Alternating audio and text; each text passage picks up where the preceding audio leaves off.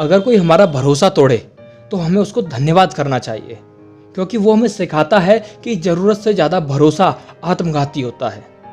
नमस्कार दोस्तों, मैं गौतम, आपका होस्ट, आपका रीडर, आज फिर हाजिर हूँ आपके बीच में एक नई इंस्पायरिंग स्टोरी लेकर। ये कहानी है किसान परिवार की। किसान परिवार में एक लड़के का जन्म हुआ। लड़के के पिताजी चाहते थे कि वो एक अच्छा किसान बने, लेकिन लड़का चाहता था कि मैं सेना में भर्ती हूँ और सैनिक बनूँ। तो उसके पिताजी ने कहा कि कोई बात नहीं, अगर तुम्हें सैनिक बनना है तो तुम जाओ और तलवारबाजी सीखो, क्योंकि उस राज्य में सिर्फ उसी को सैनिक की नौकरी मिलती थी जिसको तलवारबाजी आती थी। अब ये लड़का तलवार सीखने गया, लेकिन कुछ ही समय में इसको समझ आ गया कि तलवार मेरे बस की बात नहीं है। अब इसने बैकडोर एंट्री का प्लान बनाया। अब इसने सेनापति के बारे में इंक्वायरी की। तब इसको पता चला कि जो सेनापति हैं वो मेरे रिश्तेदार के दोस्त हैं। तो ये रिश्तेदार के घर गया, उनसे जैक लगवाई, और जैक लगवाने के बाद इसका सिलेक्शन सेना में हो गया। इसकी किस्मत देखिए कि इसका सिलेक्शन उस सेना में हुआ, रिजर्व फोर्स में हुआ, जो युद्ध भूमि में कम जाती थी। लेकिन अचानक एक दिन किसी और राज्य ने इन पर आक्रमण कर दिया। तब और सेना की जरूरत पड़ने लगी। अब इस सेना को भी जाना था जिसमें ये था, जो रिजर्व फोर्स थी। ये रिजर्व फोर्स वहाँ पहुंची, इसमें ये भी शामिल था। वहाँ जाने के बाद इसकी पोल खुल गई। सबको पता चल गया कि इसको तलवारबाजी नहीं आती। खैर, और लोगों ने इसकी जान बचाई। अब युद्ध खत्म हुआ, ये लोग वापस आए।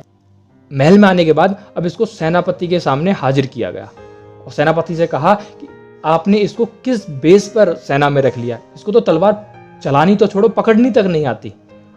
अब सेनापति खामोश थे, क्योंकि उन्होंने इसका सिलेक्शन किया था।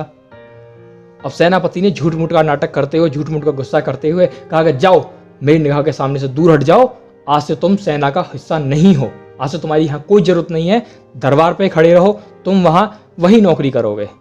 खैर, उस दिन इसको बहुत ज़्यादा गिल्ट हुआ। इसको लगा कि काश उस दिन मैं सेनापति से जैक ना लगाकर किसी मंत्री से लगाता या शायद राजा से लगाता, तो आज मेरे पास कोई अच्छी पोस्ट होती जहाँ से आज मुझे निकाला ना जाता। यही सब सोचते सोचते ये नौकरी करने लगा। अब घर में पैसे कम आने लगे, घर में किल्लत शुरू हो गई, दुखी रहने लगा ये। अब कुछ टाइम बाद ठंडे आ गई। अब ठंड में ये पतली सी वर्दी में नौकरी किया करता। ठंड की वजह से पूरी रात परेशान रहता, ठिठुरता रहता।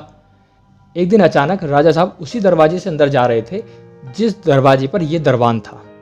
अब ये वहाँ खड़ा खड़ा ठिठुर रहा था, तो राजा साहब की निगाह इस पर पड़ी। राजा साहब इसके पास आए और बोला कि क्या बात है, क्यों ठिठुर रहे हो, तुम्हें ज़्यादा ठंड लग रही है। अब इसने कहा कि राजा साहब, मैं बुजुर्ग हो चला हूँ, एक पतली सी वर्दी मेरे पास है, अगर आपकी कृपा हो कोई कंबल मुझे मिल जाए।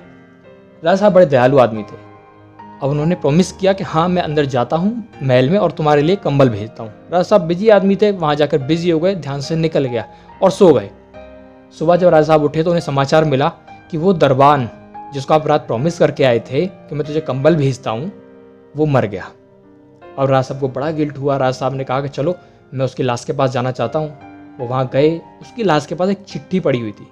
राजा साहब ने वो चिट्ठी उठाकर पढ़ी तो उसमें लिखा था कि राजा साहब, मैं इतने दिनों से इतनी ठंड में समय काट रहा था, क्योंकि मुझे कोई उम्मीद नहीं थी। कल रात जब आप आए, आपने मुझे प्रॉमिस किया कि आप मुझे अंदर से कंबल भेजेंगे, और उसके बाद तो मानो मुझे और ज़्यादा ठंड लगने लगी।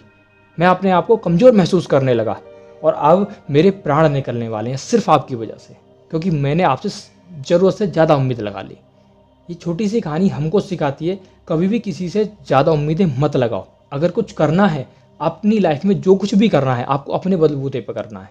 दूसरों से ज़्यादा उम्मीदें, दूसरों पे ज़्यादा भरोसा हमें कमज़ोर बना देता है, हमें अपाहिज बना देता है, हम फिर किसी लायक नहीं रहते।